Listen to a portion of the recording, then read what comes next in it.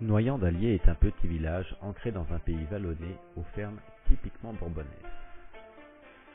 Durant de très nombreuses années, et ce jusqu'en 1943, Noyant fut aussi un site d'exploitation minier, en l'occurrence de charbon, en grande partie grâce à une main-d'œuvre polonaise. À compter de 1955, une importante population française est rapatriée d'Indochine et installée dans les anciennes habitations des mineurs, les corons de la Brosse. Cette population va très vite s'intégrer à la vie de la localité et lui redonner vie. Mais le déracinement et la difficulté de pouvoir vivre sa religion et ses croyances va pousser cette communauté bouddhiste à créer en 1983 une pagode, comme dans les pays de même religion, où chaque village a la sienne.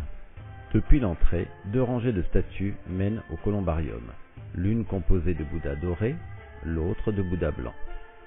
Puis vous pourrez admirer une immense statue dorée de Bouddha Sakyamuni. La pagode a pour but d'aider les moines et les adeptes à trouver leur chemin en direction du nirvana, au-delà de la souffrance. C'est un lieu de culte, d'offrande, de philosophie et de réunion.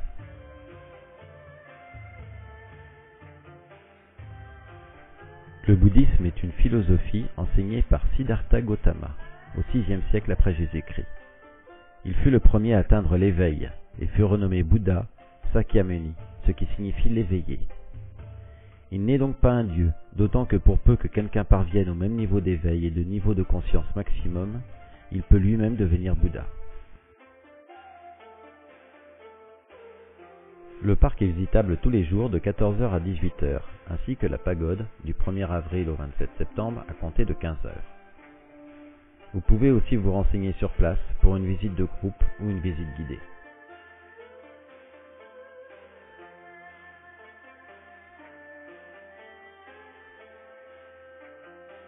Une statue de Bouddha jeune entourée d'un éléphant et d'un singe, selon les récits de sa naissance.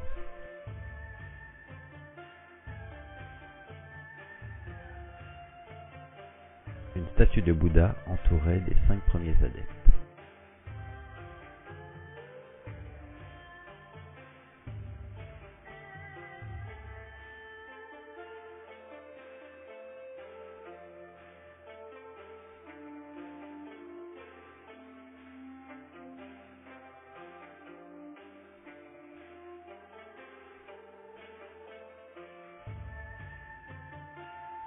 Voici la pagode.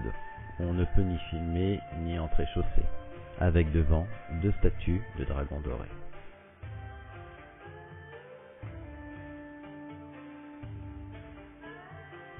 Voici une statue monumentale de Bouddha allongé, les pieds vers l'est et la tête vers l'ouest, symbole du nirvana. Des lieux aussi typiques et magnifiques sont rares. Noyant-d'Allier est déjà à visiter pour sa mine, car elle est effectivement visitable, ou son église et même son château, mais la pagode, enveloppée dans un écrin de spiritualité, est absolument à découvrir. Peut-être que vous aussi vous vous rapprocherez du nirvana.